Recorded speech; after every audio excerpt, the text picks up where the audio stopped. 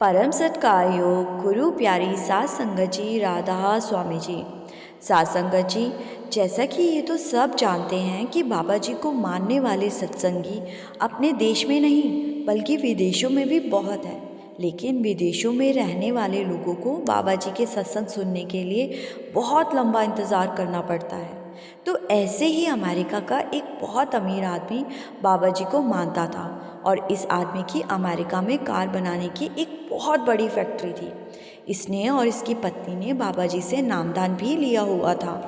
तो एक बार बाबा जी America visit पर गए हुए थे। वहाँ बाबा जी का भंडारा था।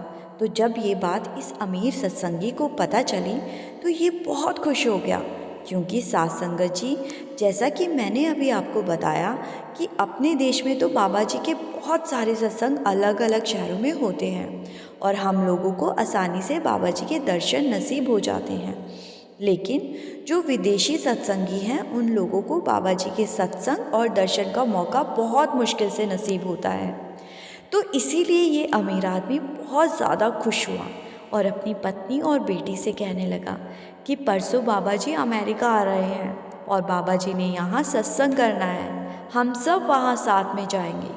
ये सुनकर इस अमीर आदमी की बेटी कहने लगी, आपने जाना है तो जाओ, मैं नहीं जाऊँगी, मेरे पास टाइम नहीं है। ये सुनकर अमीर आदमी को बुरा लगा, क्योंकि सात संगत जी जो सत्संगी लोग होते हैं वो चाहते हैं कि उनके बच्चे भी रूहानियत के रास्ते पर चलें। तो इसके बाद लड़की ने अमीर आदमी की पत्नी यानी कि अपनी माँ से पूछा कि कौन है ये बाबा जी जिसके लिए पापा इतने दीवाने हुए फिरते हैं। जब भी वो अमेरिका आते हैं तो पापा पागल से हो जाते हैं और हम तो इतने अमीर हैं, हमें क्या ज़रूरत है किसी बाबा के चक्कर में पड़ने की। तो उसकी माँ कहने लगी कि बेटी, ऐसा नहीं कहते, बाबा जी बहुत पहुँचे हुए संत हैं और तेरे पापा से पहले तेरे दादा दादी ने भी इनसे नामदान लिया हुआ है। अमीर गरीब का इससे कुछ लेना देना नहीं होता। ये सुनकर बेटी कहने लगती है कि फिर तो मैं भी साथ चलूँगी, मुझे भी देखना है बाबा जी को और मुझे भी सुनना है कि ऐसा क्या समझाते हैं वो सत्संग में।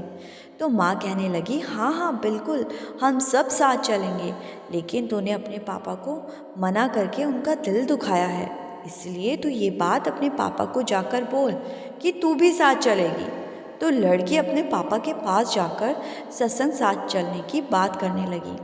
ये सुनकर वो अमीर आदमी बहुत खुश हो गया और फिर एक दिन के बाद पूरा परिवार सत्संग सुनने के लिए गया और वहाँ संगत के बीच बैठकर सत्संग शुरू होने का इंतज़ार करने लगे। ये देखकर लड़की कहने लगी कि पापा, क्या हम भी यहीं नीचे बैठेंगे? तो वो आदमी कहने लगा कि हाँ बेटी, बिल्कुल नीचे ही बैठेंगे जैसे ये सारी संगत बैठी है। तो लड़की कहने लगी कि पापा, हम इतने अमीर हैं, हमारे लिए तो यहाँ स्पेशल अरेंजमेंट होना चाहिए। तो वो आदमी अपनी बेटी को समझाने लगा कि सतगुरु के घर कोई अमीर या गरीब नहीं होता, उसकी नज़र में हम सब उसके बच्चे हैं, उसकी नज़र में हम सब बराबर हैं और ये अमीरी गरीबी वाली बातें तब तक कायम हैं जब तक हम इस संसार में हैं। इसके आगे जब हम जाएंगे तो वहाँ हमारी धन दौलत नहीं पूछी जाएगी, वहाँ हमारे कर्म देखे जाएंगे और हमने नाम की कितनी कमाई की है उस आधार पर हमारा आगे का फैसला लिया जाएगा। ये धन दौलत तो सिर्फ कुछ सालों के लिए ही हमारे साथ होती है, इसीलिए आज के बाद ऐसा नहीं सोचना कि हम अमीर हैं तो इसका मतलब हम ही सब कुछ है। तो इतने में बाबा जी का सत्संग शुरू हो गया। तो सारी संगत प्रेम से बाबा जी का सत्संग सुनने लगी और सत्संग के बाद लड़की अपने माता पिता से कहने लगी कि बाबा जी तो बहुत अच्छा सत्संग करते हैं। तो सत्संग के बाद लड़की कहने लगी कि मुझे बाबा जी से मिलना है, मुझे बाबा जी से बात करनी है। तो वो अमीर आदमी कहने लगा कि ठीक है, मैं कोशिश करता हूँ, अगर बाबा जी मिलना चाहेंगे तो हम सब ज़रूर मिलेंगे। तो उस आदमी ने वहाँ सेवादारों को बाबा जी से मिलने की बात की। तो 1 घंटे के बाद इन सब को बाबा जी से मिलवाया गया। बाबा जी बड़े प्यार से इन सब से मिलते हैं। तो ये अमीर आदमी बाबा जी से कहता है कि बाबा जी, हमें बहुत अच्छा लगा कि आप अमेरिका में आए, आपके दर्शन करके और आपसे बात करके हमें बहुत अच्छा लगा। आपकी कृपा से बाबा जी अमेरिका में मेरी कार बनाने की फैक्ट्री है जो बहुत अच्छी चल रही है। तो बाबा जी कहने लगे कि ये तो बड़ी अच्छी बात है बेटा, तुम्हारी तरक्की देखकर मुझे अच्छा लगा, लेकिन क्या तुमने दूसरी तरक्की भी की है? तो ये आदमी कहने लगा, बाबा जी दूसरी तरक्की कौन सी? मैं कुछ समझा नहीं। तो बाबा जी ने मुस्कुरा कर कहा कि बेटा दुनियावी तरक्की तो तूने बहुत की है, रूहानियत में कितनी तरक्की हुई है? तो ये आदमी नज़रें झुका के कहने लगा कि बाबा जी मैं जानता हूँ कि दुनियावी तरक्की एक सत्संगी का मकसद नहीं होता। हमारा असल मकसद तो नाम की कमाई करके यहाँ से निकलना है। लेकिन मैं क्या करूँ, मुझे भजन सिमरन का बिल्कुल भी समय नहीं मिलता। मेरा व्यापार इतना बड़ा है कि कभी कभी तो रोटी खाने का भी समय नहीं निकाल पाता, ठीक से सोने का भी समय नहीं निकाल पाता। तो बाबा जी ने कहा कि बेटा समय तो निकालना ही पड़ेगा, ये दुनियावी तरक्की काम नहीं आनी। इस दुनियावी तरक्की का क्या फ़ायदा? ये सब धन दौलत ऐशो आराम जो तुझे इस जन्म में मिला है, ये सब तेरे पिछले कर्मों की वजह से मिला है। लेकिन तुझे ये बात नहीं भूलनी चाहिए कि ये धन संपत्ति जो तू आज इस्तेमाल कर रहा है, कल कोई और इस्तेमाल करेगा। ये धन दौलत तेरे रहते हुए भी यहीं रहेगी और तेरे बाद भी यहीं रह जाएगी। असली तरक्की तो रूहानियत के मार्ग पर होती है। दुनियावी तरक्की तो यहीं छूट जाएगी, लेकिन भजन सिमरन और नाम की कमाई ही साथ जाएगी। ये सुनकर वो अमीर आदमी की आंखें भर आई और बाबा जी से कहने लगा कि बाबा जी मुझे माफ़ कर दो।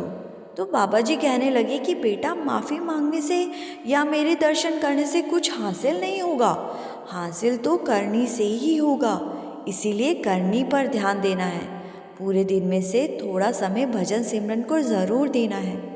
जैसे तेरे अंदर मुझसे मिलने और सत्संग सुनने की जिज्ञासा है, वैसे ही तेरे अंदर नाम की कमाई करने की भी तड़प होनी चाहिए, तभी असल तरक्की हासिल होगी। तो वो अमीर आदमी कहने लगा कि बाबा जी मैं ज़रूर भजन सिमरन किया करूँगा। तो बाबा जी कहने लगे कि बेटा करोगे तो 84 के चक्कर से बच जाओगे, नहीं तो यहीं गोते लगाते रह जाओगे। इसके बाद बाबा जी इस आदमी की बेटी और पत्नी से भी मिले और बेटी से पूछने लगे कि तू मुझसे मिलना चाहती थी? तो बेटी कहने लगती है कि बाबा जी सच कहूँ तो आज से पहले मेरे अंदर आपके बारे में एक अलग विचारधारा थी, लेकिन आज के सत्संग सुनने के बाद मेरे अंदर आपसे मिलने की जिज्ञासा पैदा हो गई और मेरी विचारधारा भी बदल गई। ये सुनकर बाबा जी मुस्कुराकर कहने लगे कि तू भी नामदान लेगी और भजन सिमरन करेगी? तो लड़की कहने लगी कि बिल्कुल लूँगी बाबा जी, और आपके कहे अनुसार भजन सिमरन भी ज़रूर करूँगी। सासंगत जी, एक पहुँचे हुए संत की यही पहचान होती है। एक बार मिल लेने से ही सामने वाले पर ऐसा प्रभाव पड़ जाता है कि उसकी विचारधारा ही बदल जाती है। इसी के साथ आपसे विदा लेती हूँ। फिर मिलेंगे एक नए दिन में एक नई साखी के साथ। वीडियो को लाइक शेयर और चैनल को सब्सक्राइब करना मत भूलिएगा। गुरु प्यारी साथ संगत जी, राधा स्वामी जी।